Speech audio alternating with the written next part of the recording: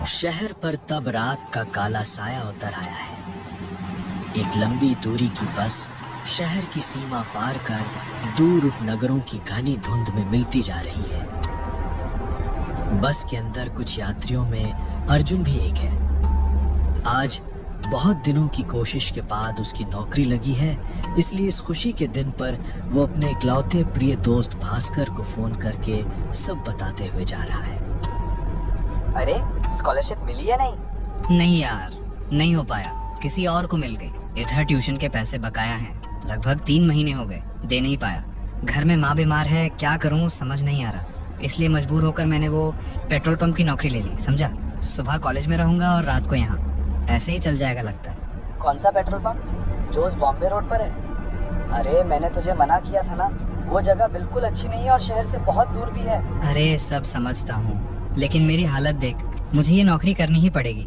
ठीक है, अगर कुछ गड़बड़ हो तो मुझे कॉल करना, मैं पूरी रात जागूंगा, प्रोजेक्ट कर रहा हूँ। थैंक यू यार।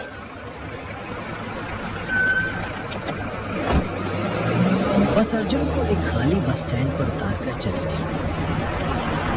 बस स्टैंड के ठीक सामने पेट्रोल पंप है। उस तरफ बढ़ते ही फोन बज उठा। हेलो। वो पुत्र, पंप पहुंच गए क्या? हाँ सर, पहुँच गया हूँ। तुम्हारे पास चाबी है ना? हाँ सर, है। चाबी खोल कर अंदर जाओ और सामने बाईं तरफ एक ड्रॉर है, उसके अंदर एक डायरी है। उसे खोलो और देखो, उसमें कुछ रूल्स रेगुलेशन लिखे हैं, पढ़ लो। Okay sir. मैं अपना फोन ऑफ कर दूंगा, इसलिए रूल बुक में जो जो लिखा है वो ही फॉलो करना, याद रहेगा ना? एक भी रूल नहीं भूलना है। Okay sir. तो फिर क्या, गुड लक पुत्र, गुड नाइट। अर्जुन चलते चलते पंप के पास आया, चाबी जेब से ढूंढकर निकाली और ताला खोलकर पंप के ऑफिस में घुस गया। अर्जुन ने ऑफिस में घुसकर बाईं तरफ का ड्रॉर खींचा और खोला। वहां एक पुरानी लाल रंग की कॉपी देखकर ही लग रहा था कि वो बहुत पहले की है। कॉपी खोलते ही अर्जुन ने देखा, उसमें बहुत सारे नियम लिखे हैं। किसी कस्टमर से उसकी मंजिल जानने की कोशिश मत करो, सिर्फ टैंक भर दो और पैसे लो, बस। क्यों? कभी मत पूछो क्यों, सिर्फ फॉलो करो। अगर कोई गाड़ी आए जिसकी हेडलाइट बंद हो, यहां तक कि घने अंधेरे में भी, उसे लाइट ऑन करने के लिए मत कहो, बस तेल भर देना। अगर कोई ऐसे पैसे दे जो असंभव ठंडे हों, तो उन पैसों को उस पुराने कैश बॉक्स में रखना, नए बॉक्स में नहीं। अर्जुन ने ऑफिस के चारों ओर देखा। टेबल पर एक नए बॉक्स के बगल में एक पुराना जंग लगा हुआ टीन का बॉक्स रखा हुआ है। रात 3 बजे के बाद सभी खिड़की दरवाजे बंद करके अंदर बैठे रहना। किसी भी चीज के लिए दरवाजा या खिड़की नहीं खोलना, यहाँ तक कि खिड़की से बाहर देखना भी नहीं। खिड़कियों पर पर्दा डाल देना।